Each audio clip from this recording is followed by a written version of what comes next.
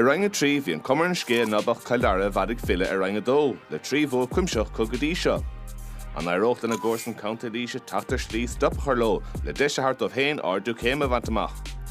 Mí háidir sláán a man trátarta an haibran seo ó rang a tríd an Peile Allianz. Tá cosantóirí láidre ag Kildare le leithiú Ryan Burke, Mick O'Grady agus James McGrath. Kevin Feely agus Cathal Hagney hosnó go leir Parkadómh agus tá trí ahrathe déanacha déanta i measna dosathe tosnó Callum Bolton, Colm Dalton agus Niall Kelly tránóna. Tá trí ahrú déanta chomaigh lís in chéad ceanna cosisiúd sa lína leacú le Patrick O'Sullivan is stigan an James Kelly. Tosnó Conor Heffernan agus Damon Larkin i leir Parka agus an dá ahrú eile déanta measna dosathe le Ben Dempsey agus Seamus Lacey is stig hón tús. Slú jazz ballisteachtaí trithid nuan sa tránóna agus an dóhéhigúir teacht amachchas rang an trí imlína Buaicphointí stratha lúchfar fáil cooling crúg fight an sonna Dara, Shelvig Kildare. An trí cléthe gotí seo Babhta imlína có agus formanach agus sligach agus Leitrim.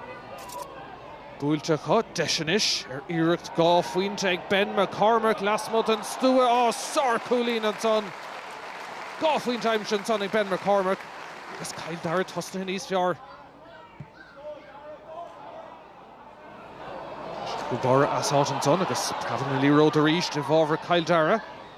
Líseg Turling Turnash an son chun an cosantí aanamach ag Dara Niall Kelly gá ceanna sa chéile go siúd agus tús glódrach ag an bhór an áitiúil. Líse teacht. Scóir tastal godóte buamach gona ligig in san Durnach agus trí cúlín agus fithe aimse có.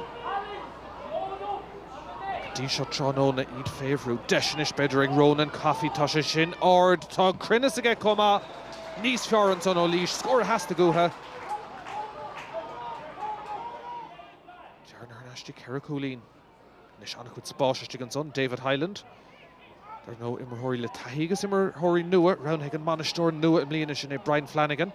Deisir scór díreach las mud an stúa godain ag Callum Bolton agus Buaicphointí eile an son aimse ag Kildare agus go cinnte na tosathe a bhad níos bríomhar go dtí seo cosisiúd. Háling an son ag Kildare tá sé le glúise go mád buntá seo táirte an réiteóir an son agus tá Dara-0-21 ábalta sin a críoc nó a pass únta an son céadúr ó Highland críoc swords.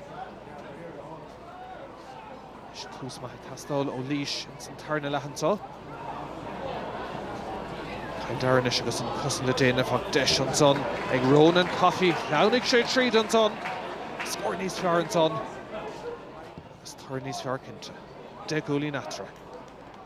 Ar de héintrid Shelvig an son ag Kildare réiteóir an son Conor Lane Curtin Cuxéir a bhábhar Kildare agus rud ag an feic an son Kim de Ríist an ard a chuadar chuirteach an son ó ar líise tarrant agus stracha agus ag an Dara an réiteóir inis chun labhart le Padraig Curran agus carta dubh tá spáinte do siúd. Den ómad a mascan a bací a bheith ag siúd agus é sin ag teacht ag stad go bhfuil de gúlín mar áraspar ag Kildare. Is seans an son ag Hagney sár cúlín an son. Kildare inis an áitfá. Dúcha tosig Callum Bolton and chud spáiste an son. Brewer cosantóirí líise deacrtaí ó hús an tá smacht go mad ar hosathe Kildare atá arás ar fad agus scór maith an son ag Brian McLachlan.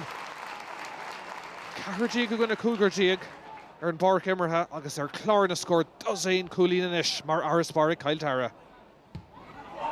Brian McLachlan tá isteach. Deisir cúlín agus well tá sé sin go snas na an trasnáin. Gachford a dul go mad óvan sa tránóna. Bishit Samal a ríist an tacht an siúng le héintrim a tacht mar cuairtóirí. So scór déanaach ag tastáil ó lís chun crut níos fearr a chur ar chlár na scór déanta go deire ag Padraig Curran. Agus Iharnáis treis an carta dubh níos túisce. Go dtí seo tránóna fuair Justin McNulty féhrú an Adó Geirigh séitantá Conor Lane. Ní léon ceis féin tora Kildare níos fearr ceithre bhua as a chéile is acu.